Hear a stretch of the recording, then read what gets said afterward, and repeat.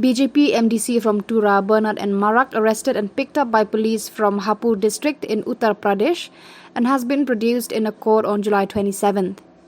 As per reports, Garo Hills police are awaiting a court order to take him into custody and bring him back to Tura.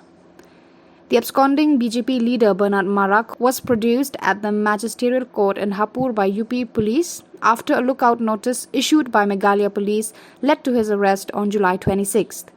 According to the Meghalaya Police Department, a special team has been dispatched to bring him back to Tura, and Meghalaya police are already on their way to arrest the BJP MDC, who is accused of running a brothel in his farmhouse, which was also used for rave parties, and of raping a minor girl in February.